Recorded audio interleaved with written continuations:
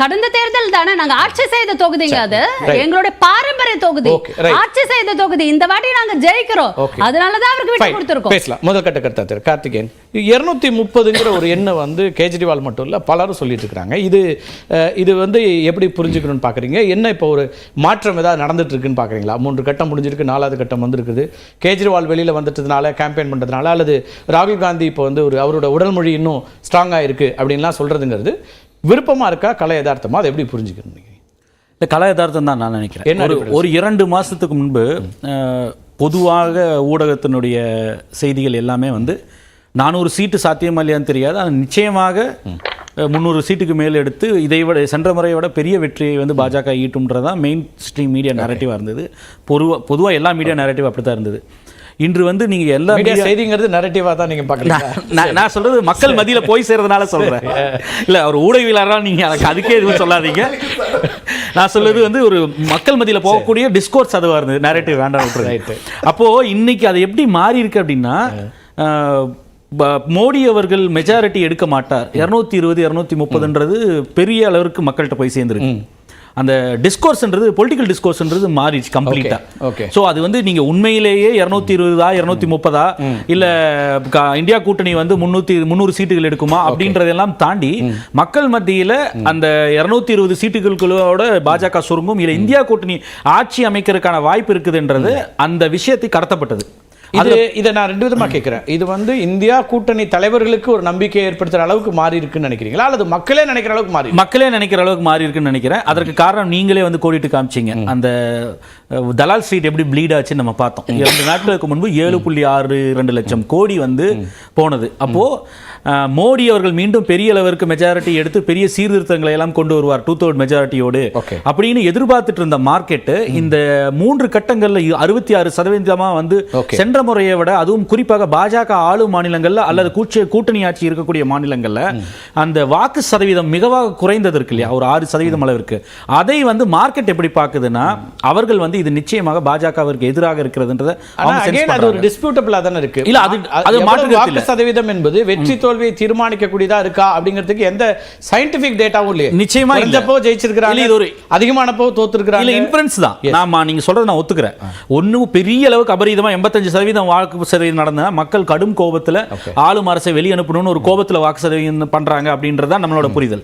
அப்ப மிக குறைவா வந்திருக்கும் பொழுது என்னன்னா வந்து மிக குறைவுன்னு சொல்லக்கூடியது வழக்கமா இருக்கக்கூடிய சராசரியோட கம்மியா இருக்கும் பொழுது என்னன்னா அப்ப மக்களுக்கு ஒரு அயற்சி இருக்கு, ஒரு சலிப்பு இருக்குது அப்படின்றத நம்ம பார்க்க முடியுது. இல்ல அதுதான் நான் கேட்கிறேன். நீங்க அது சலிப்பு அயற்சிங்கிறீங்க, அவங்க என்ன சொல்றாங்க, எந்த மாற்றத்திற்காகவும் மக்கள் இல்லைங்க, இன்னைக்கு ஒரு ஆட்சியை மாற்றணும்னு நினைச்சா வாக்கு சதவீதம் கூடி இருக்கணுமே, 10% உள்ள வந்திருக்கணும், ஒரு எதிர்ப்பலை இருக்கணும், அப்படி ஒண்ணு இல்ல. அப்படி நம்ம சொல்லக்கூடிய வாதத்தை வந்து கூட டிஸ்பியூட் பண்ணலாம் நீங்க பத்திரிகையாளர்களோ இல்ல விமர்சகர்களோ.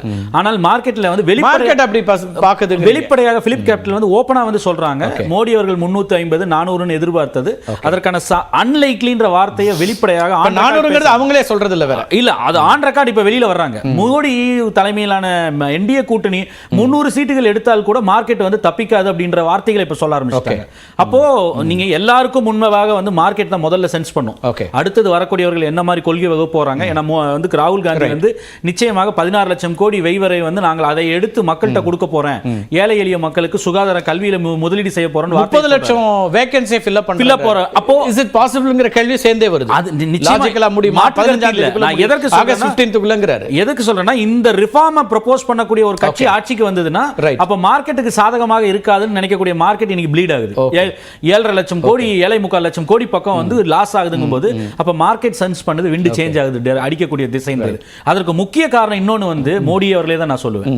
ஏன்னா ஆரம்பத்துல இருந்தே அவர் குறிப்பா கடந்த 1 மாதத்துல காங்கிரஸ் ஆட்சிக்கு வந்தால் தாலியை பிடிஞ்சு சிறுபான்மையினர் கொடுத்துரும், காங்கிரஸ் ஆட்சிக்கு வந்தால் 2 எருமையில ஒரு எருமையை பிடுங்கி கொடுத்துரும், இந்த வாதங்கள் இருக்கு. காங்கிரஸ் ஆட்சிக்கு வந்தால் இந்தியா கூட்டணி ஆட்சிக்கு வந்தால்ன்ற வாதத்தை ஆண்டுக்கு ஒரு பிரதமர் 5 ஆண்டுகள் 5வது ஆண்டு வாய்ப்பு இருந்தா ராகுல் காந்தி பிரதமர். அப்போ காங்கிரஸ் ஆட்சிக்கு வந்தால் இந்தியா கூட்டணி ஆட்சிக்கு வந்தால் 5 ஆண்டுகள் இருக்கும்ன்ற விஷயத்தை கடத்தினதுல முக்கிய பங்கு மோடிக்கே உண்டு. அப்ப இதுவரை வந்து காங்கிரஸ் முக்தில ஆரம்பிச்சார் மோடி அவர்கள், காங்கிரஸ் ஆட்சிக்கு வந்தால்ன்ற டோனை மாத்தி பேச ஆரம்பிச்சிட்டாரு. ஆனா காங்கிரஸ் கூட்டணியுடைய இந்தியா கூட்டணியுடைய முரண்களை சுட்டி காட்டுறது வியூகத்துல ஒண்ணுதானே, அதுதானே அவர் செஞ்சார். அதற்கு நான் ஒரு சிறப்பான உதாரணம் முந்தா நாள் நடந்ததுதான், நேற்று நடந்ததுதான். உத்தரப்பிரதேச கனௌஜ் தொகுதியில தான் வந்து நிக்கிறார் அகிலேஷ் யாதவ். சென்ற முறை டிம்பிள் யாதவ் தோத்தது, அவங்க 7 முறை வென்ற தொகுதி. அது ராம் மனோகர் லோகி 67 ஜெயிச்ச ஒரு முக்கியமான தொகுதி. அந்த தொகுதியில ராகுல் காந்தியும் ஆம் ஆத்மி கட்சி தலைவர் சஞ்சய் சிங் 2 பேரும் சேர்ந்து ரோட் ஷோ போய் வந்து அகிலேஷ் யாதவுக்கு பிரச்சாரம் பண்றாங்க. இது வரைக்கும் வேற என்ன வேணும்?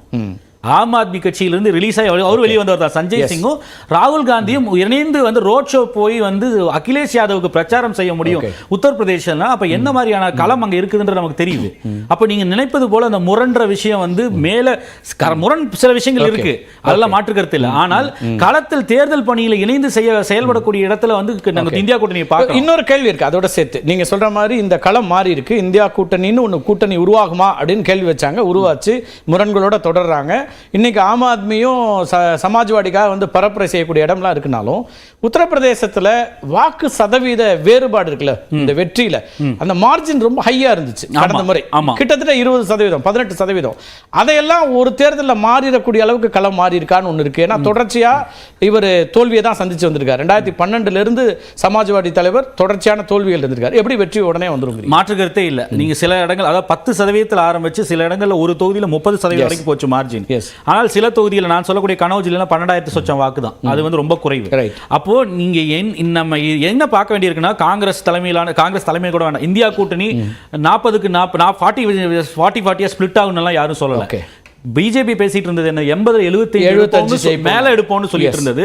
இன்னைக்கு வந்து போன முறையை எடுத்து 63 தக்க வைப்பாங்களான்ற பேசிக்கிட்டு இருந்தது. இன்னைக்கு வந்து எல்லாம் 50ல வந்து நிக்குது. அதாவது பொதுவான கருத்து.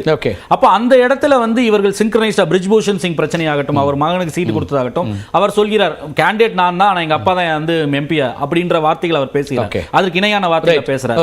பிரஜ்வல் ரேவண்ணா பிரச்சனை இல்ல சந்தேஷ் காலில இவங்க தொடர்ந்து ஒரு மொமெண்டத்தோட பிரச்சாரத்தை வச்சாங்க இல்லையா? இன்று ரேவண்ணா ஆஃப் கோர்ஸ் கர்நாடகால ஒரு பாதிப்பு அது ஒட்டுமொத்த இந்தியால இம்பாக்ட். அதுக்கு எதிராக வந்து நீங்க வந்து ஒரு கடுமையான விமர்சனத்தை வந்து முன்வைக்காமல் பாஜகவுக்கு தெரிந்தது அப்படின்னு சொல்லும் பொழுது அங்க ஒரு தாக்கத்தை எம்பாரஸ்மென்ட் அவங்களுக்கு உருவாகுது. சிவி ஆனந்த் பிரச்சனை வருது. நீ அந்த ஆளுநர் நீக்கப்படும் வரை ராஜ்பவனுக்கு வந்து உள்ள கால் வைக்க மாட்டேன்றாங்க. இன்னைக்கு அந்த புகார் கொடுத்த பெண் வந்து என்னை மிரட்டித்தான் புகார் கொடுத்தாங்கன்னு சொல்லி சொல்றாங்க. அப்ப இந்த இடத்துல வந்து நீ இதுவரை எந்த நடவடிக்கை எடுக்கல, அந்த ராஜ்பவன்ல போய் பிரதமர் தங்கும் பொழுது அப்ப இதெல்லாம் இணைந்த ஒரு விஷயத்தை பிளஸ் இது எல்லாத்துக்கும் மேல இந்த சமயத்துல நீங்க வந்து பஞ்சாப், டெல்லி மற்றும் ஹரியானாவை தாண்டி குஜராத்தை தாண்டி அரவிந்த் கெஜ்ரிவாலோட அந்த இன்ட்ரீம் பெயில் இருக்குல்ல, டெம்பரரி ரிலீஸ் வந்து ஒரு பெரிய ஒரு மொமெண்டத்தை கொடுக்குது இந்தியா கூட்டணிக்கு. அது நீங்க வந்து அரவிந்த் கெஜ்ரிவாலுக்கு செல்வாக்கே இல்லாத இடங்கள்ல கூட, அது மேற்கு வங்கமா இருக்கலாம், இல்லைன்னா ஒடிசாவா இருக்கலாம், இல்ல ஆந்திரா தெலுங்கானால கூட பிஜேபிக்கு எதிரான ஒரு விஷயமாக தான் பார்க்கப்படும். அப்ப அதனுடைய தாக்கத்தை அந்த மக்கள் மத்தியில கொண்டு ஒரு இம்பாக்ட். ஏன்னா அவர்கள் நீதியரசர்கள் ஒரு விஷயத்தை பதிவு பண்ணாங்க. இந்த வழக்குல வந்து ஆர்டர் போடும்போது இன்ட்ரீம் பெயில்ல இதுவரை இந்த தேர்தலில் பார்க்காத விஷயங்கள் எல்லாம் பார்க்கணும் அப்படின்ற விஷயத்தை சொன்னாங்க. அப்போ நிச்சயமாக அந்த அரசியல் பழி வாங்குதல்ன்ற தொடர்ந்து சொல்றாருல, நான் விண்டிக் பண்றாங்க, என்ன வந்து பழி வாங்குறாங்கன்னு, அதற்காக தான் கைது நடந்ததுன்ற விஷயத்தை சக்சஸ்ஃபுல்லா வந்து கோர்ட்டுடைய வாதத்தின் அடிப்படையிலே, அவருடைய அப்சர்வேஷன் அடிப்படையிலேயே வந்து இவர் கடத்தி. இன்னைக்கு பிஜேபி ஸ்போக்ஸ் பர்சன் பேசும்போது அவர் ஒரு லாலு பிரசாத் யாதவ் மாதிரி